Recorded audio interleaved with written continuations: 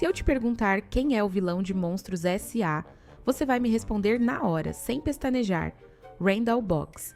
Aquele lagarto camaleão de olhos amarelos que aparecia nas sombras, que some na parede, igual papel de parede vivo, que rangendo os dentes tentou sequestrar uma criança de 2 anos e destruir o recorde do Sullivan.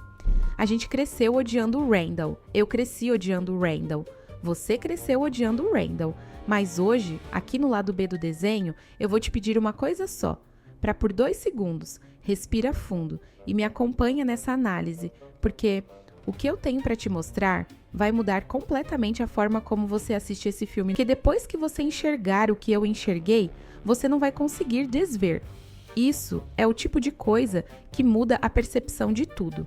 É igual quando você descobre que seu chefe favorito da empresa era o que mais puxava o tapete de todo mundo pelas costas. Sabe? Você fica olhando para trás e pensando, como eu não vi isso antes? Esse é o lado B do desenho. A gente não assiste animação, a gente disseca a animação. Então vamos começar pelo começo, que é onde a maioria das pessoas já erra a leitura do filme. Monstrópolis está em colapso. Não é exagero meu, não é teoria maluca. É o que o próprio filme te mostra nos primeiros 5 minutos. Existe um comercial da Monstros S.A.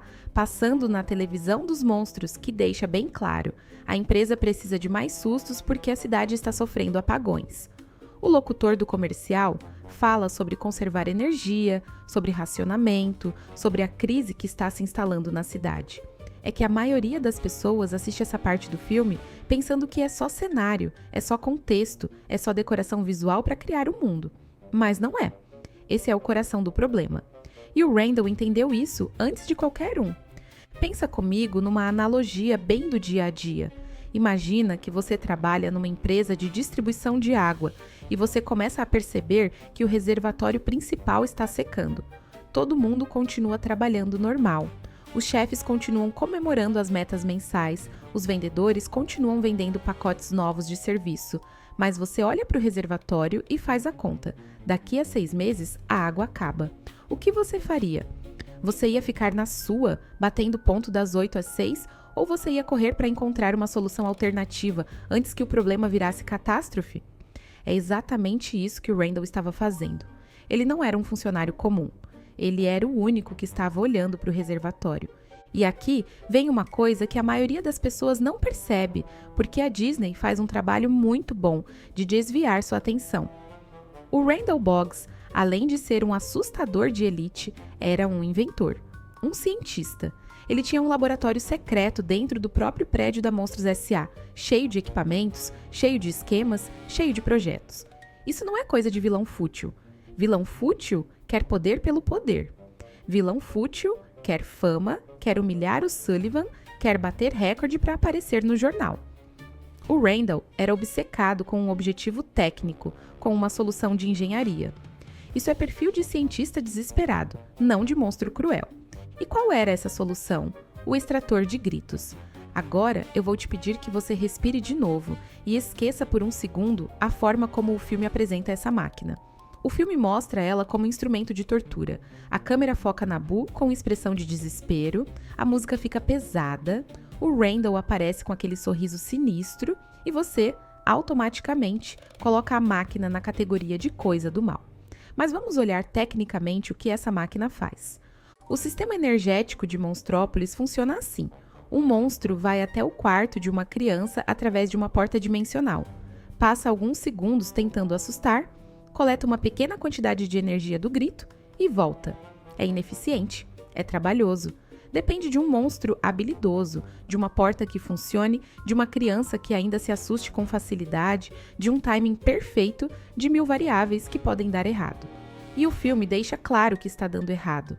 As crianças modernas, anestesiadas por videogames e pela televisão, simplesmente não estavam mais se assustando com a mesma intensidade de antes.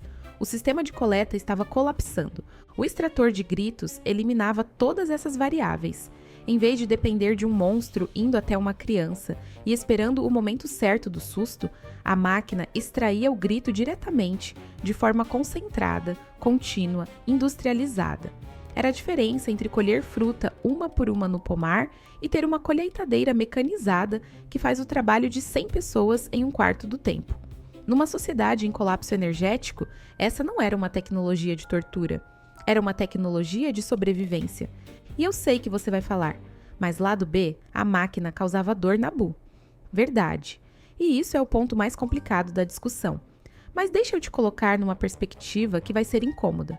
Quantas tecnologias que a gente usa hoje causaram sofrimento no processo de desenvolvimento? Quantas pesquisas médicas que salvam vidas passaram por experimentos controversos? A história da ciência é cheia de dilemas éticos onde o fim e o meio entram em conflito direto. Eu não estou dizendo que estava certo. Estou dizendo que era mais complexo do que a Disney quis que você visse quando tinha 6 anos assistindo no cinema. Agora vem a parte que eu acho mais importante de toda essa análise, e é a parte que mais me incomoda quando olho para o filme com olhos de adulto. O Randall não era o mandante de nada. Quem comandava toda a operação era o Henry Waternoose, o CEO da empresa, o chefão de terno com cara de caranguejo que parecia o vovô bonzinho de todo mundo. O Waternoose era o grande capitalista por trás do esquema. Era ele que tinha autorizado o projeto do Extractor. Era ele que tinha dado o laboratório, os recursos, o espaço para o Randall trabalhar. Era ele que queria extrair crianças para alimentar a máquina. O Randall era o que no mundo corporativo a gente chama de executivo operacional. O cara que executa o plano do patrão sem necessariamente ser o dono da visão maior. E isso muda tudo. Pensa bem, você já teve um chefe que te pediu para fazer algo questionável no trabalho? Assinar um relatório que não batia bem, pressionar um cliente de um jeito que te deixou desconfortável, cortar um atalho numa entrega que você sabia que era errado? A maioria das pessoas faz. Não porque são ruins, mas porque dentro de uma estrutura hierárquica, com pressão de cima, com medo de perder o emprego, com a promessa de que vai dar certo, a gente vai embarcando. O Randall estava dentro dessa estrutura. O Waternoose era o acionista majoritário, o dono do conselho, o cara que podia abrir ou fechar qualquer porta literalmente e metaforicamente. O Randall trabalhava para ele. Isso não isenta o Randall de responsabilidade, mas distribui ela de um jeito bem diferente de como o filme nos apresenta. Porque no final do filme, o Waternoose é preso. É levado pela CDA, a Agência de Controle de Contaminação, algemado na frente de todo mundo. Mas o Randall? O Randall é jogado numa porta aleatória por um bueiro de pântano no mundo humano, onde ele é imediatamente espancado por uma família numa casa de trailer, achando que ele era um jacaré escapado. Sem julgamento, sem processo, sem defesa, sem direito de falar nada. E aqui eu vou parar um segundo porque quero que você sinta o peso disso. No mundo real, quando a polícia prende um esquema de corrupção corporativa, ela vai atrás de quem deu a ordem e de quem executou. Os dois respondem. Os dois têm direito a advogado, a julgamento, a defesa. No mundo da Disney, o CEO vai preso com processo legal e o cientista é exilado para ser espancado numa briga de família, numa casa de trailer no meio do nada, sem nem ter a chance de abrir a boca. Por que essa diferença de tratamento? E a resposta que o filme implicitamente te dá, sem jamais dizer em voz alta, é porque o Sullivan precisava que o Randall sumisse. O Randall sabia demais. Sabia sobre o laboratório secreto. Sabia sobre a corrupção interna da empresa. Sabia sobre as falhas no sistema de energia que a diretoria estava escondendo do público. Com o Waternoose preso e o Randall exilado, quem sobrou para contar a história foi o Sullivan. E o Sullivan contou do jeito que convinha para ele. Ei, antes de continuar, preciso de um segundo com você. Se você está aqui assistindo esse vídeo até agora, é porque você é o tipo de pessoa que não aceita resposta fácil, que gosta de ir fundo. Então, hypa esse vídeo agora, deixa o seu like, comenta aqui embaixo o que você acha do Randall depois dessa análise e se inscreve no lado B do desenho se você ainda não se inscreveu. O algoritmo aprende com essas ações, e é assim que esse conteúdo chega para mais pessoas que merecem ver o lado que a Disney não queria que você visse. Agora vamos falar sobre o Sullivan, porque o Sullivan é o grande protagonista da história, e a gente tende a aceitar qualquer coisa que o protagonista faz como sendo a coisa certa. Isso é psicologia básica do cinema. Você se identifica com o personagem principal, Você adota o ponto de vista dele como ponto de vista verdadeiro, e qualquer pessoa que se opõe a ele vira automaticamente obstáculo ou vilão. A Disney sabia muito bem o que estava fazendo quando colocou o Randall como antagonista do Sullivan. Mas vamos olhar para o Sullivan com olhos mais críticos por um momento. O Sullivan era o maior assustador de Monstrópolis, o recordista, o herói da empresa. E o que o Sullivan fazia com esse status? Ele usava para continuar sendo o maior assustador de Monstrópolis. Ele não estava inventando nada. Ele não estava questionando o sistema. Ele não estava olhando para o reservatório secando e pensando em como resolver. Ele estava batendo recordes diários, recebendo ovação da plateia de colegas de trabalho toda manhã, vivendo confortavelmente numa boa posição dentro de uma estrutura que estava entrando em colapso. É o tipo de pessoa que existe em toda empresa. O funcionário estrela que todo mundo admira, que bate toda a meta, que tira foto sorrindo nos eventos corporativos, mas que não faz ideia do quanto o negócio está em apuros porque ninguém nunca mostrou o relatório financeiro real para ele. O Sullivan era bom no que fazia, mas ele não estava tentando salvar ninguém além de si mesmo e do seu amigo Mike. E como ele chegou à presidência da empresa? Por acidente. Literalmente por acidente. A Bu invadiu a fábrica de portas por um erro operacional. O Sullivan se apegou a ela emocionalmente. Durante esse processo todo, descobriu por acidente que o riso das crianças gerava 10 vezes mais energia que o grito. Uma descoberta que mudou completamente o paradigma energético de Monstrópolis. E o Sullivan assumiu a presidência e virou o salvador da cidade com base nisso. Mas espera aí, pensa bem. Se o Randall estava trabalhando anos numa solução para a crise energética e o Sullivan chegou na solução por acidente, graças a uma criança invasora que entrou na empresa ilegalmente, quem realmente estava se dedicando a resolver o problema? O Randall, que passou noites no laboratório construindo um extrator de energia concentrada, ou o Sullivan, que descobriu a solução enquanto brincava escondido com uma menina de 2 anos que não deveria estar ali? O sistema premiou o acidente e puniu o esforço. E isso, meu amigo, minha amiga, é provavelmente a coisa mais realista que a Disney já colocou numa animação, mesmo sem querer. Porque é exatamente isso que acontece no mundo real todo dia. A pessoa que está há 5 anos estudando, se preparando, tentando escalar na empresa de forma estruturada, às vezes é ultrapassada pelo colega que simplesmente estava no lugar certo na hora certa e tomou um crédito que não era bem dele. O esforço invisível do Randall ficou invisível para sempre. O acidente visível do Sullivan virou lenda. Mas tem mais uma camada aqui, e essa é a parte que mais conecta Monstros S.A. com o mundo em que a gente vive hoje. O modelo energético de Monstrópolis é uma metáfora direta para o capitalismo de atenção. Pensa no que as redes sociais fazem. Elas sobrevivem de emoção. Não importa se é raiva, se é alegria, se é medo. O que importa é a intensidade da reação. É exatamente o mesmo princípio dos monstros, coletando emoção das crianças para converter em energia. E o modelo do extrator de gritos? É a mineração de dados forçada. É o Cambridge Analytica. É coletar informação sem consentimento, de forma industrializada, porque o sistema orgânico voluntário não aguenta mais a demanda. O Randall não inventou tortura, ele inventou a extração compulsória de dados afetivos. E o problema não estava no objetivo, estava no método. Se o Randall tivesse encontrado um jeito de fazer isso, sem causar dano, sem sequestrar ninguém, ele seria o herói. Mas o método era o que o Waternoose havia aprovado. O Randall recebeu uma missão com prazo e recursos, e executou com o que tinha. Isso não é desculpa, mas é contexto. E contexto importa para entender qualquer história com honestidade. Pensa em quantas histórias de crimes corporativos no mundo real seguem exatamente esse padrão. O executivo de nível médio recebe uma ordem vaga de cima, interpreta ela de um jeito que ultrapassa limites éticos, e quando o esquema explode, o de cima usa advogados caros para sair limpo, enquanto o de baixo arca com as consequências sozinho. É o Enron. É o caso das emissões de diesel da Volkswagen. É o esquema de crédito podre dos bancos em 2008. Os CEOs raramente vão presos. Os executivos operacionais, sim. No filme, o Waternoose vai preso, mas o Randall vai para o pântano. Não é uma inversão da injustiça normal, é exatamente a injustiça normal, com os nomes trocados por conveniência narrativa.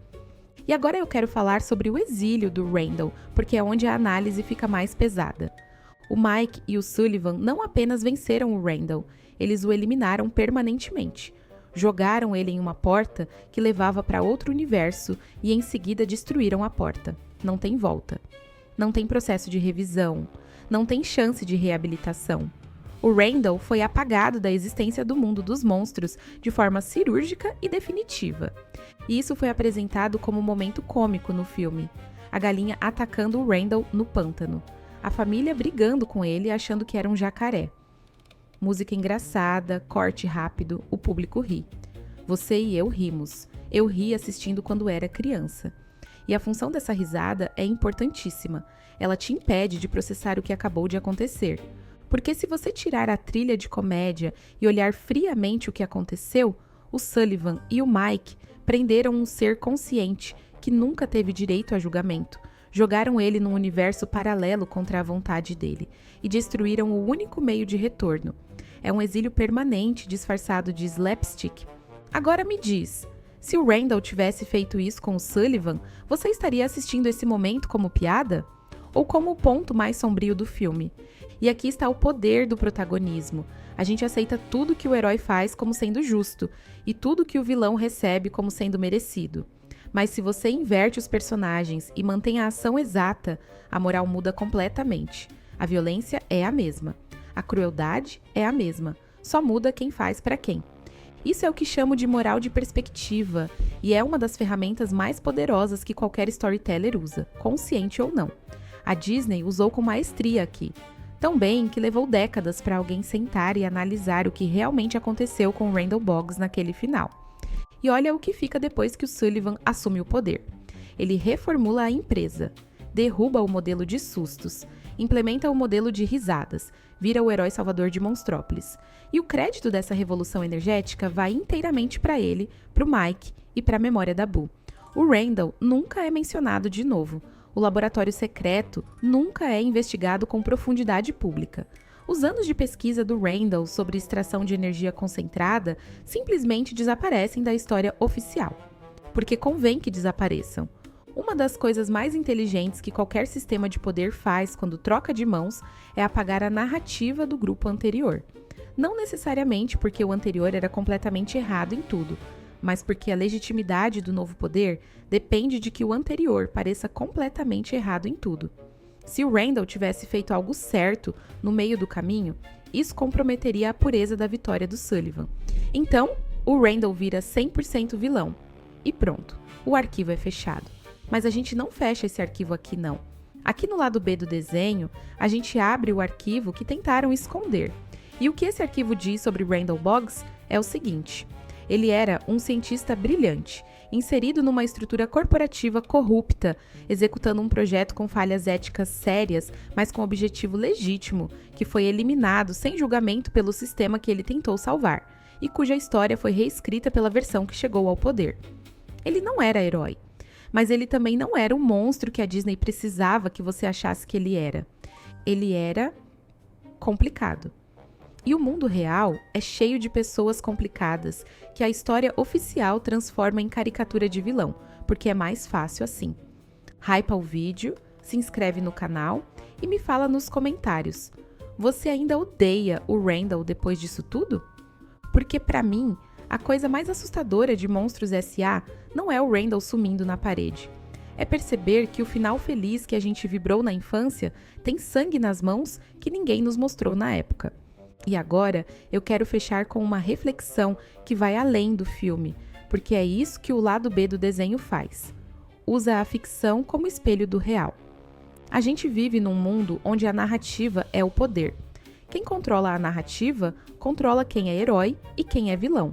Quem controla a narrativa decide o que foi um ato de coragem e o que foi um crime. Quem controla a narrativa escreve os livros de história, faz os filmes, produz as animações que as crianças assistem e internalizam como verdade absoluta, antes de ter capacidade crítica para questionar. O Randall Boggs não teve chance de contar a própria história. A história foi contada por quem ganhou, e quem ganhou fez isso de um jeito tão eficiente, tão emocionalmente envolvente, tão tecnicamente impecável do ponto de vista cinematográfico que levou mais de 20 anos para alguém sentar aqui e perguntar: e a versão do outro lado? Essa é a pergunta que o lado B do desenho sempre vai fazer, porque sempre tem um outro lado, sempre tem um arquivo que não foi aberto, sempre tem um personagem que a narrativa oficial precisava que você odiasse para que você não fizesse a pergunta certa. E a pergunta certa de hoje era: o Randall Boggs estava certo? A resposta não é sim nem não. Era muito mais complicado do que você deixaram ver. Esse foi o lado B do desenho de hoje. Até o próximo vídeo.